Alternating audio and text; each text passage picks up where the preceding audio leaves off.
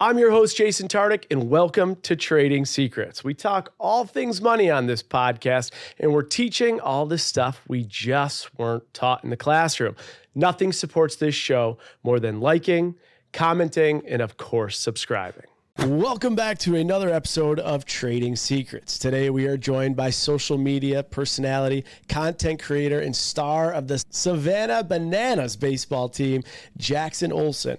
For those of you who have been living under a rock and do not know the Savannah Bananas, they are the semi-pro baseball team focused around the fan experience with their brand of banana ball, similar to the decades-long format of the Harlem Globetrotters. Jackson, a former collegiate baseball player who had inspirations to go pro after school, gained recognition from his baseball-related TikTok content, generating over 2.5 million followers. Caught the eye of the MLB and the Savannah Bananas, eventually giving him roles in social media and on the team, becoming the star attraction. We're going to discuss Jackson's unique path to a baseball career, the fascinating success of Savannah Bananas, and where he sees his professional career going from here. Jackson, thank you so much for being on Trading Secrets. Yeah, thanks for having me. Savannah Bananas, that is a tongue twister, I'll tell you that much. I want to get into this, though. I read a little bit about your career track, and you were potentially going to be drafted, but then you declined the offer. I know the landscape has changed, but tell me a little bit about that decision. Yeah, so when I was a junior, after my junior year of college at Hartford, I knew that I had potential to go in the draft. I had talked to 10 or 11 teams that year, and I was pretty excited about it. Draft came and went, didn't get drafted. I had an amazing year. I hit like 320, made like only 3 errors the entire season. So I'm like, all right, look, we're doing this. Like, this is going to happen. Might be rounds 20 to 30, 15 to 20, who knows. Didn't get drafted, went and played in the prestigious Cape Cod League and played pretty well there. And 3 weeks in, I got an offer from the Diamondbacks to sign with them.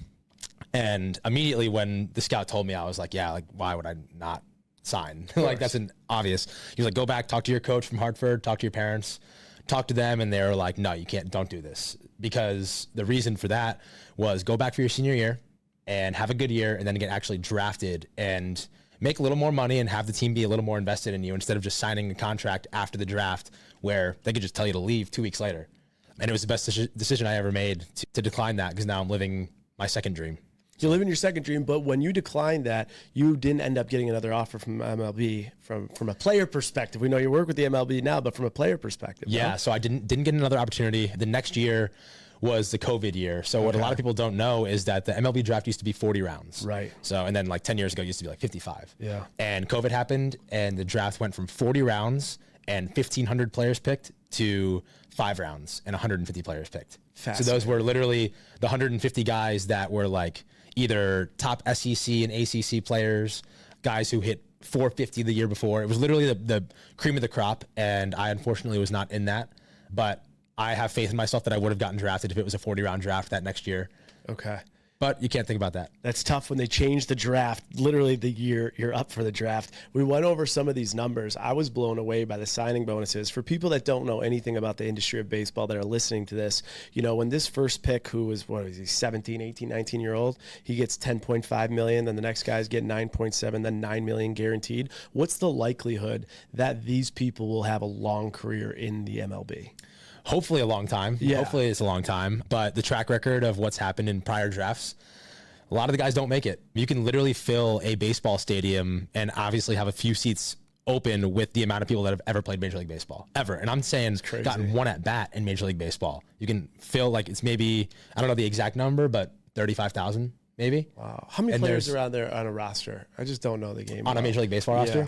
September call-ups, there's 40. I'm pretty sure there's like 25 to 30 on the regular roster, but when playoffs come, they add more guys. But got it. Okay. Yeah. So it's a tough sport to make it in. I know there's some big numbers for signing bonuses. When you were offered your deal, what was that offer? How did that work? Pennies. Literally, I had to almost pay them to go. It was really? It was going to be like $5,000. But that, in that moment, that's where I wasn't thinking financially at all about that. I'm like, this is my dream. I could potentially get on this team, have a really good year in low A, single A, and then make my way up. Yeah. I wasn't thinking about long-term at all at that point. I was just like, I get to be a minor league baseball player. Yeah. Like, I wasn't thinking about any of that. Exactly. But. Okay, cool. And then for people that don't know about the industry, if you do go single A, if you do go double A or triple A, do you know how those contracts work? Is it like your performance goes up, so they just call you up and then you're paid the league minimum? Do you know anything about that? Yeah, it takes you a while, unless you're literally Jackson Holiday, who is like phenom. Like, unless you're in that category, you're going single A, you're taking probably 2 or 3 years there, double A for maybe a couple of years. And then if you're lucky and you're in the right place, right time, shortstop goes down with a hammy injury, like that's your time.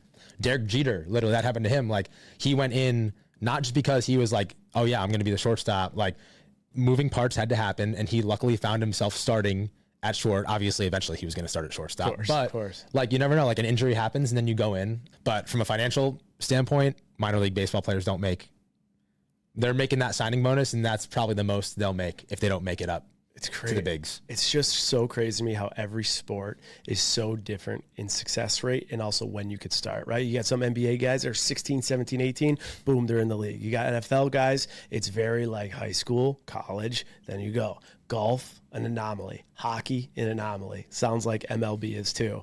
Now, from a career standpoint, you're in school. You then get your MBA. But I'm looking at your resume, man. You had a lot of jobs before things picked up big for you. I see that you were a marketing intern at the financial advisory firm, it looks like, in 2019 to 2021.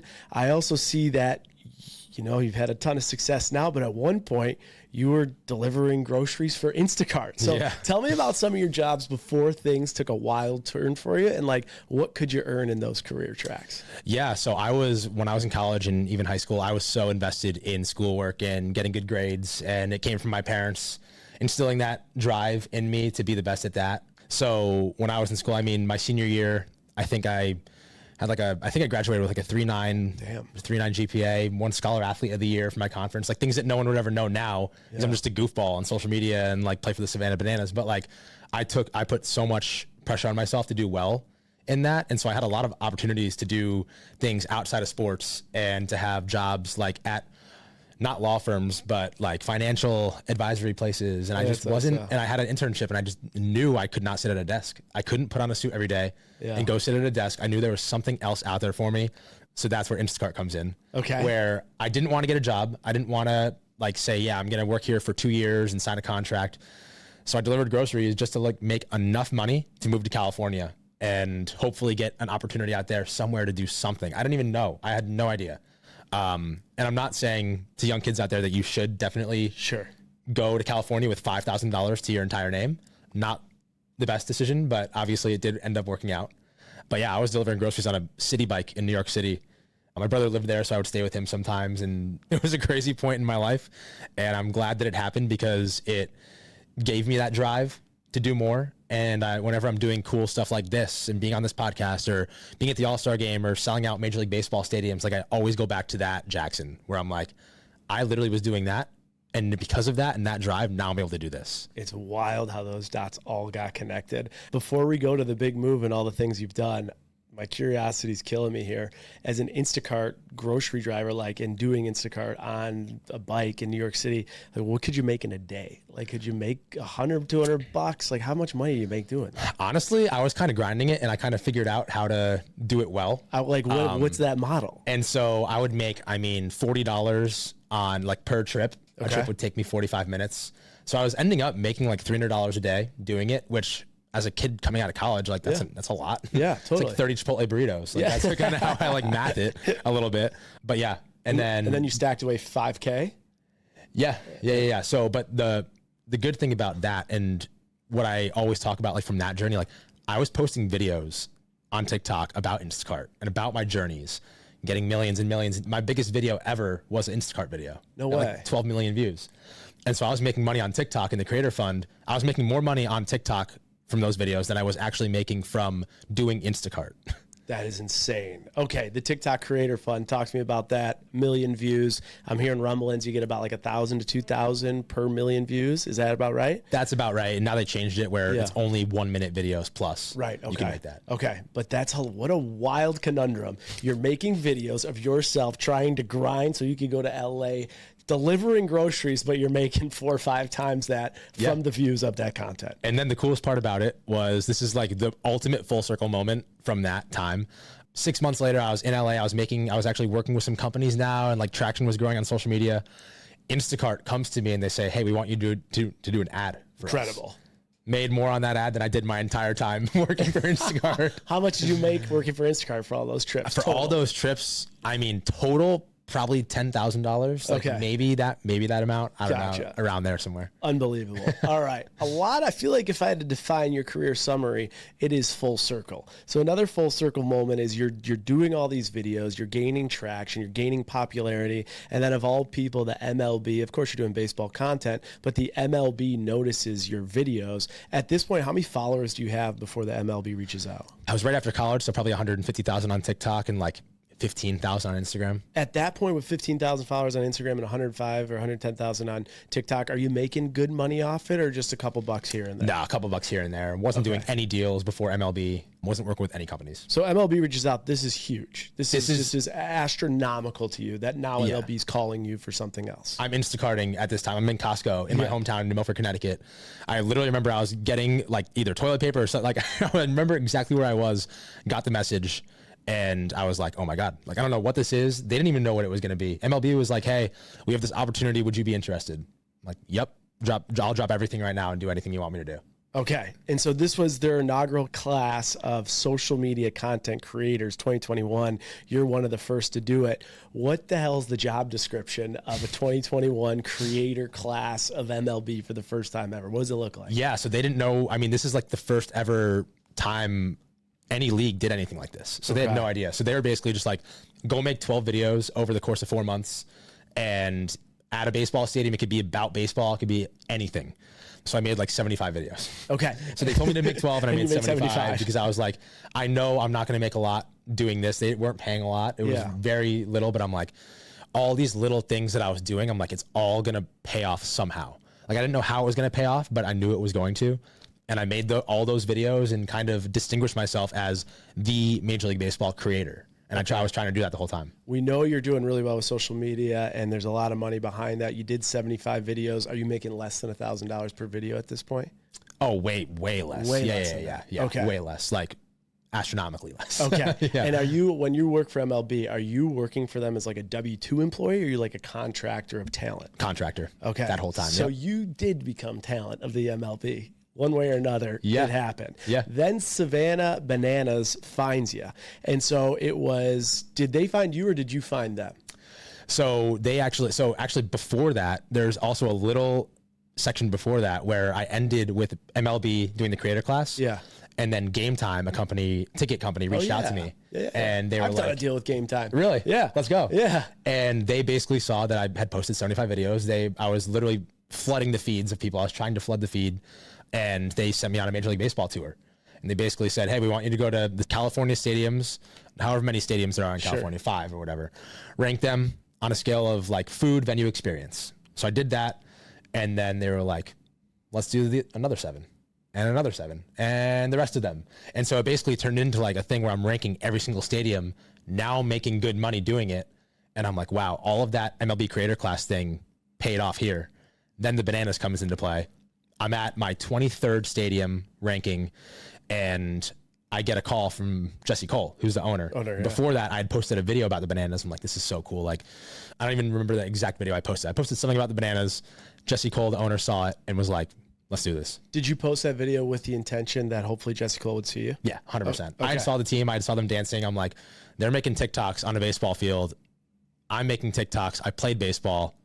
Perfect connection. What are we doing? Why am I not hired? Yeah, and that's why I was like, I got to do this. Okay, let's go back to Game Time app real quick. So they're hiring you 7 videos at a time. A lot of social media influencers and creators have been on this podcast. They talk about the business and economics. If they're asking you to rank the venue and the food and all that, connect to me how a video like that is helping them drive downloads. Like, where are they getting their business value from? Yep. So in the middle of every single video, I gave a code.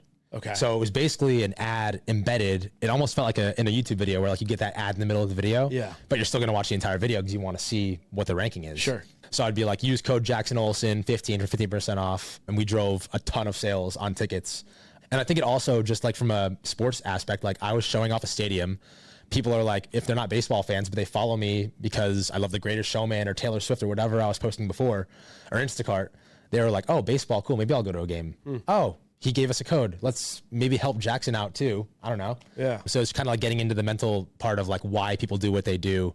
And it did pretty well. Okay, at this point, we know that MLB wasn't giving you $1,000 a video. Were you making at least $1,000 a video for this? Finally was. Sounds like a lot more than, but then yes, it feels like it might have been a little bit more than $1,000. Yeah. Okay. Yeah, it was good, and that was almost 2 years ago now. Okay, so now money's cranking a little bit. You're starting to get the wheels spinning. You're in a much better position than you were when you started out with the dream and $5,000. Before I go to the next stop, best food that you reviewed. What was the food and what ballpark was it? So you might not like this, but it was a pulled pork sandwich with Reese's peanut butter cups in it. Sounds bad. Sounds terrible. I told them I'm not trying it. It's at Kansas City. And I was like, I'm not trying this. There's no way. And they were like, just take a bite. People don't think they're going to like it at first. I tried it and I'm like, this peanut butter and pulled pork goes together like nothing else. I actually just had a PB&J sandwich with bacon in it. And it's kind of like that. I was like, I didn't want to try it and like, just try it. And it was actually pretty legit. So, all right, I'll give you something there. I'll give that a try. If you guys haven't tried it out, go try it out if you're offered it. Okay, so then you do the video. Jesse Cole sees the video, and he reaches out to you. What does negotiations look like to get you on the team? What does a contract look like? What's the whole process? This is unconventional. It's a different business model than anything out there. Tell me about it. Yeah, so at first, I was literally supposed to go and just film content for a weekend. Like he was like, let's work together somehow. That was the first text he sent or message.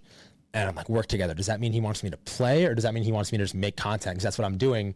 I didn't even know if he knew that I played baseball at a D1 level and played in the Cape Cod League and had an offer to be drafted. He just knew that I was going on this MLB tour. Yeah. And so we talked on the phone. I was like, if you ever need a shortstop or anywhere in the infield, like third base, they already had a shortstop. They already had a second baseman, Ryan Cox, Dalton Malden. But I'm like, you need a third baseman. Let me know. And 2 weeks go by and he was like, yeah, we'll take you for 2 weeks in this summer series thing they were trying out. And after that 2 weeks, I didn't know. I could be cut. I could be released. But I'm here. I'm here for the full time now. So did you have to try out or was the 2 week like play and field? That was kind of technically your tryout. That was a tryout. Yeah. But there are tryouts every single year. Okay. But luckily I found myself at the right place, right time. And yeah, pretty good coincidence, I would say. Okay. And so something like that, are you negotiating like a yearly thing? Is it like, do they also include like how many posts you have to do? Like how does the business economics of being a player on the Savannah Banana role look like, comparing it to like being a pro baseball player? Yeah. So obviously it's very new. Yeah. They don't really, there's no one to look at. There's no teams to look at like before this, other than the Globetrotters of like, how do we form contracts for these guys? Like we don't get paid for like posting stuff. Yeah. Obviously you want to, because you want to build your own brand, but now we have year contracts. Who knows? Maybe in the future, it'll be 5-year contracts, 10-year contracts, like actually Major League Baseball. Yeah. But right now it's year to year, which makes total sense to me because I'm like, you never know what these guys are going to want to do or if they're going to leave or if they're going to want to stay, or it's just very new. But yeah, there's yearly contracts. So when does your annual contract come up? It's January to January. January. So you're becoming, though, like you're the star of the crowd. Your social media is blowing up. It's all about the fans, and you're very engaged with the fans. When you go into that next negotiation, are you like, what a wild circumstance. It's weird. You're going into a sports negotiation with your social media analytics, comments from moms and dads and children across the country. Yeah. And then also like just your overall performance as a baseball player. Like, do you put that all on the table? I know your manager's here. Like, how do you negotiate why your value should go up in a situation like this? You want to take over? No. No. So he's like, it makes my job hard. No, I'll talk. Yeah. So basically when I look at the Bananas, I look at how are you affecting the game on the field.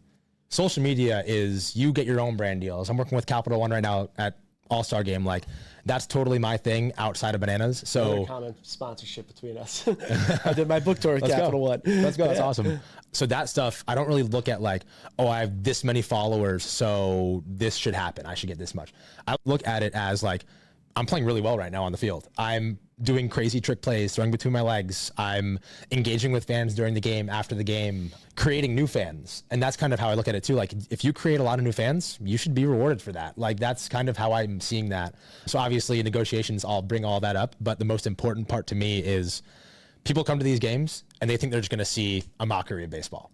No, they're coming to these games to see good, really good, competitive baseball with crazy tricks, with home runs, with guys getting hits.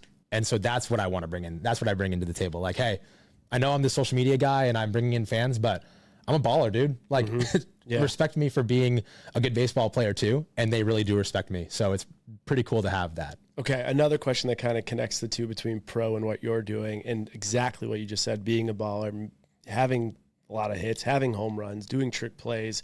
Are there any incentives in the contract? Like, is there anything close to if you get a certain amount of home runs or you do anything, I don't know, for the organization that you are incentivized to do it? Or is it more just like, here's your fee for the year, go get it? Here's your fee for the year, go get it. Okay. I think in the future they might add that in, but they're still navigating it. They don't really know, like I said, there's no prior things to look at to understand, like, how are we supposed to do this right now? People are going to look at the Bananas in 100 years. If there's a football team that comes out that's like trying their own thing, or a soccer team, like, they're going to look at the Bananas, like, what did they do?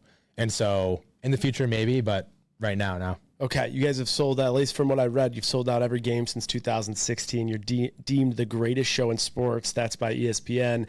And we saw that you sold out the Washington National Stadium, 42,000. For someone that hasn't seen it, explain to people what exactly it is. And then the follow-up question to that is the why. How and why is something like this selling out at the way it is? But first, for people who haven't seen it, tell us a little bit about what they can expect.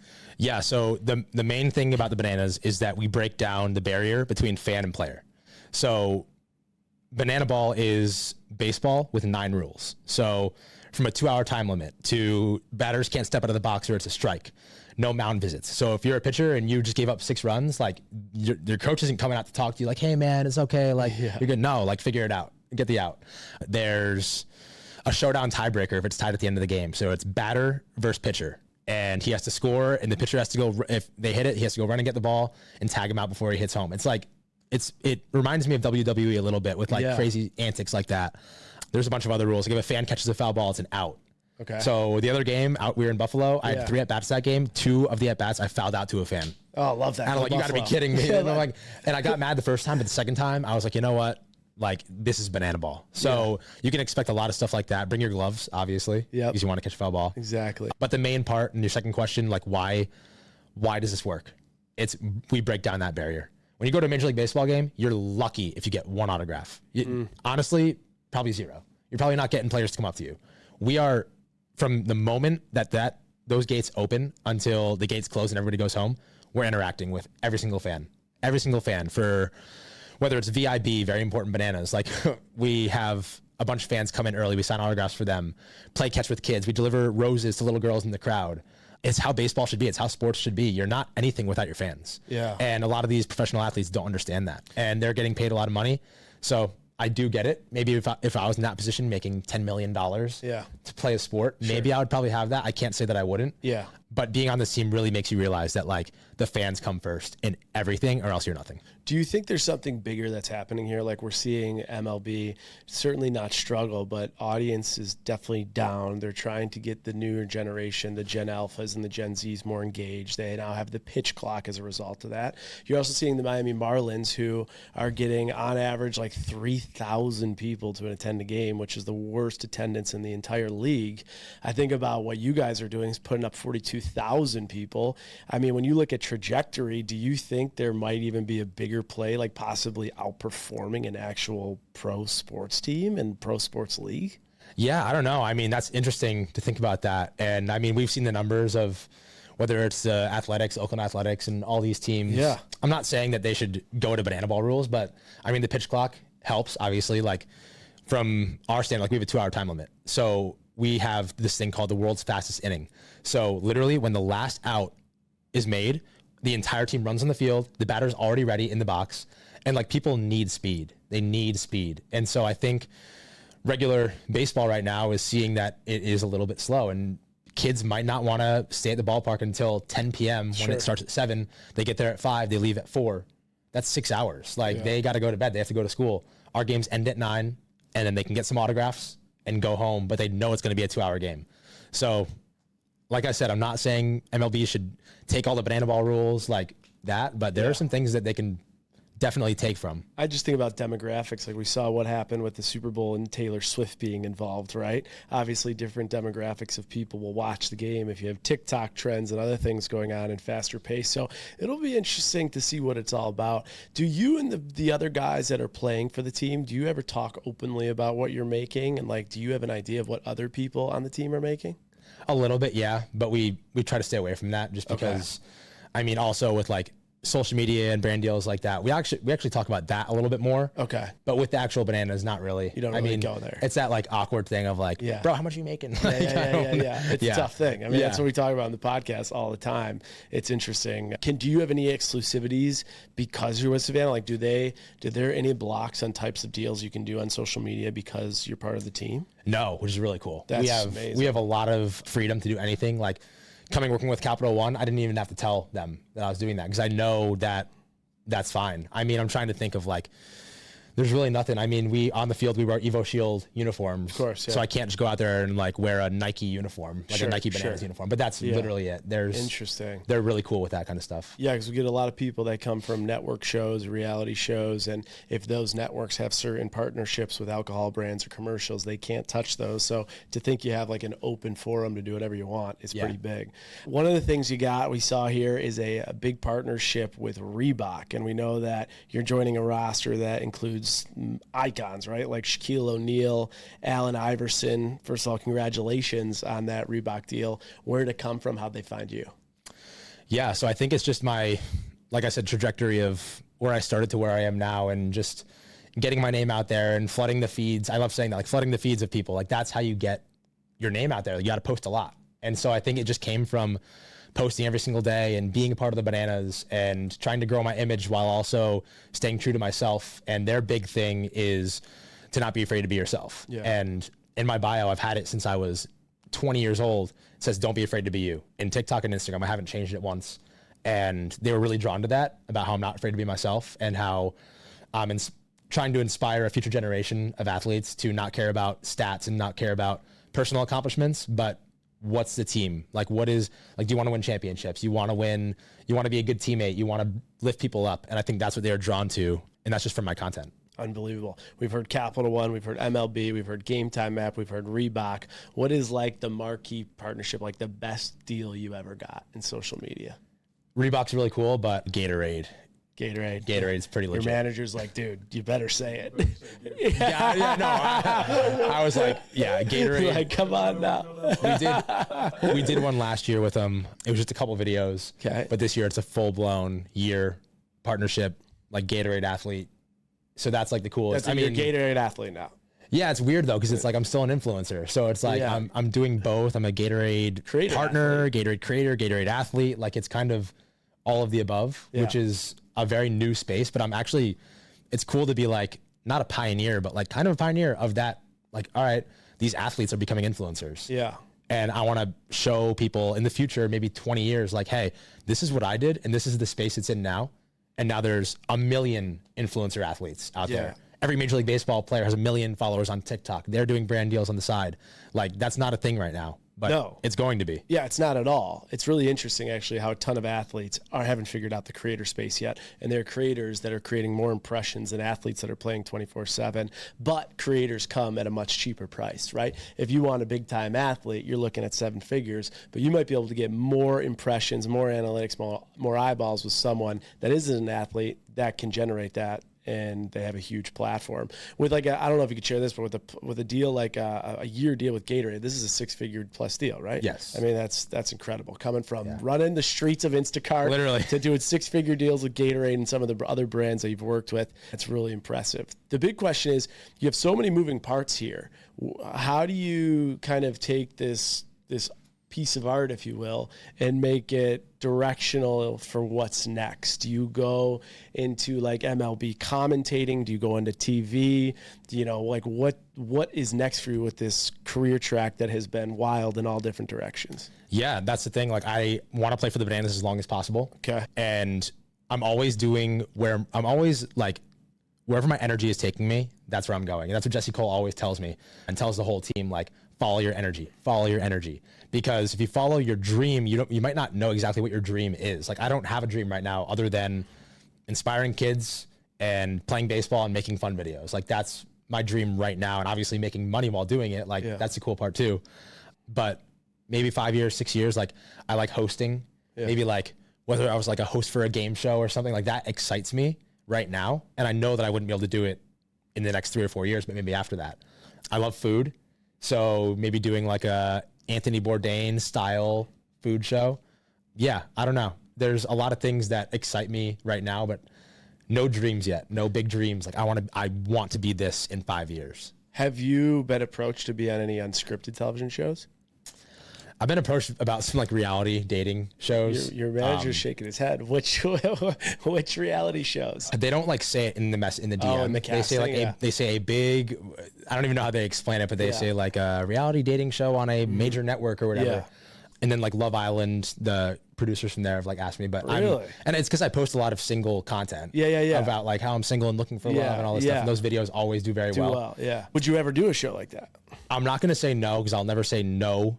Yeah. To anything, but I just can't see myself like having to play that part because I'm so open and just like I don't know. I wouldn't be able to.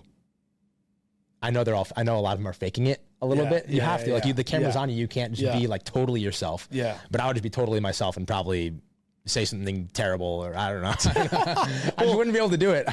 I'm wondering with like an audience that you have, which is the people that follow you. What are the ages? I feel like it's younger, right? It started younger, and now because those like a lot of the younger kids like they can't drive themselves to a Bananas game. Sure, their parents. So now I have all the parents, and like sometimes even today there were 4 or 5 parents with kids. The kids didn't know who I was, but the parents were like, "Hey, you need to take a picture with him.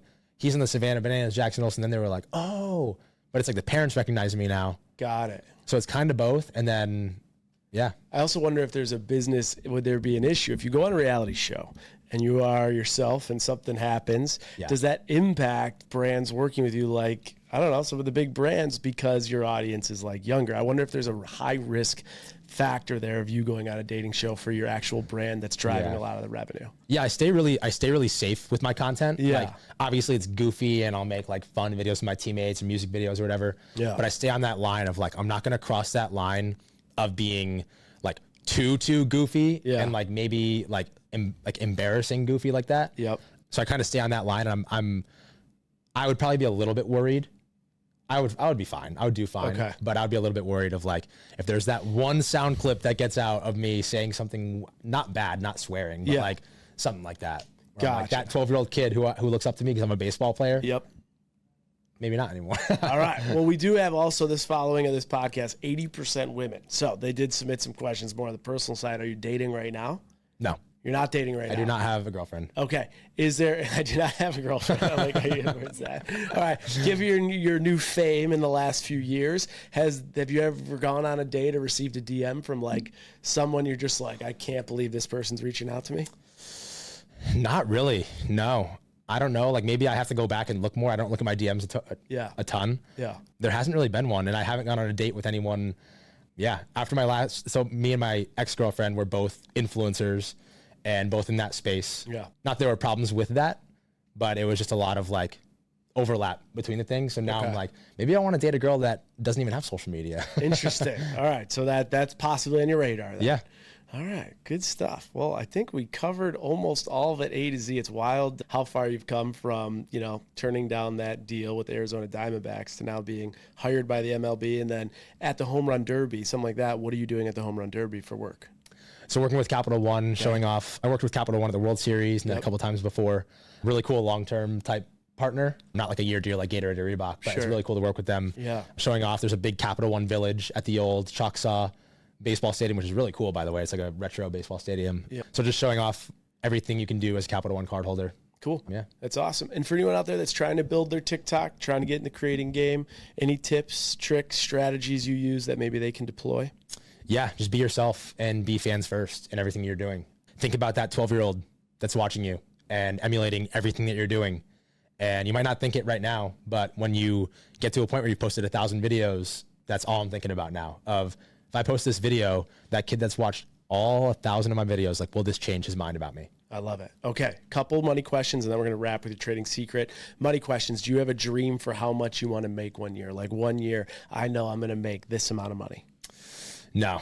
And the reason for that is, again, our owner, a guy I look up to a lot. Yeah. Billion fans before $1 billion. I like it. I like it. And I know his strategy was like they were in serious debt before they almost had to pull the plug. And now look where they are today. Yeah. Here's another money question. What is one thing that you overspend on? You know you overspend on it, but unless you go completely broke, you're not going to stop overspending on it. Food, and specifically kava. Is that why you're laughing? Double chicken. I get no money other than Chipotle and kava. I don't spend any money ever. You don't spend any money. So you're a big saver then. Yeah. You got to get your business manager on the show. Yeah.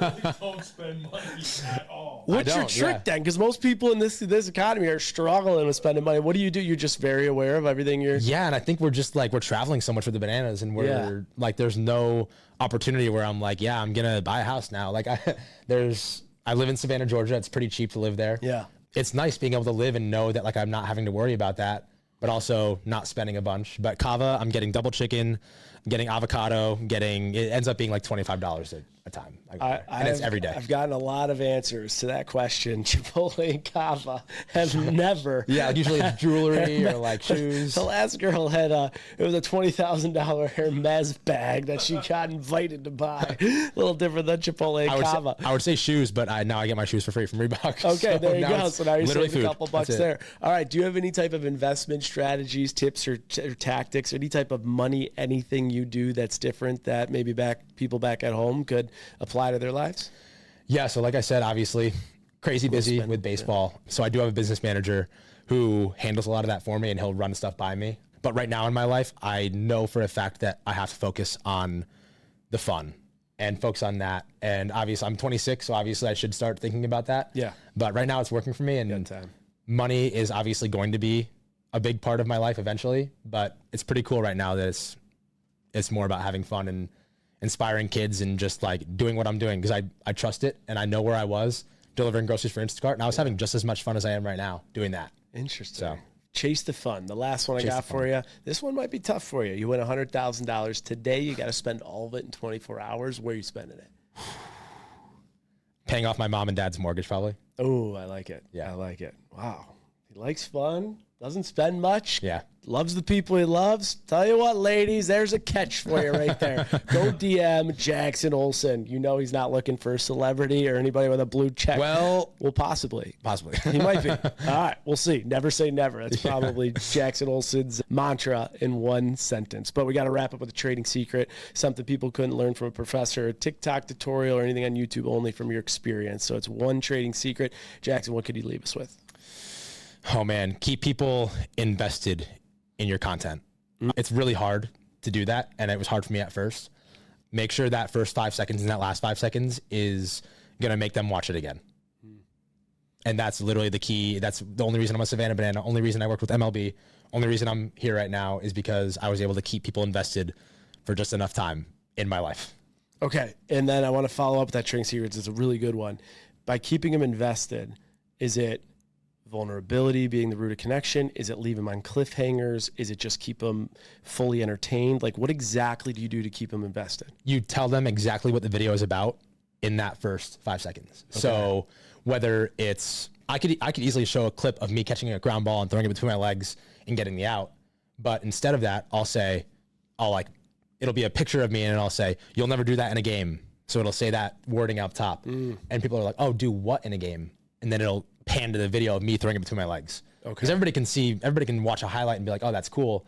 But when you put some personality behind it, and like put some people that chirp you and a little chip on your shoulder type thing. Yeah. So that's how you change the video from 10,000 views to 100,000. I like it. It's all about framing. Yeah. Right? It's like framing the story to keep people entertained. And I think no matter what people do in their life, whether they're a content creator or they're just a salesperson at home or whatever you're doing, you got to keep people entertained. You got to tell that story. You're clearly doing that. We're excited for what's to come. Where can people find everything you have going on social media? Jackson Olson _ on everything. And I also just became a YouTuber, kind of. I'm just posting shorts. Okay. But yeah, so on YouTube, TikTok, Instagram, Snapchat. Yeah. A YouTuber, a former Instacart driver, a Savannah Banana. I can't say That is a tongue twister. A content creator, A to Z. You're doing it all. You're doing it well. It'll be exciting to watch your journey. Thanks for coming on Trading Secrets. Yeah, thank you.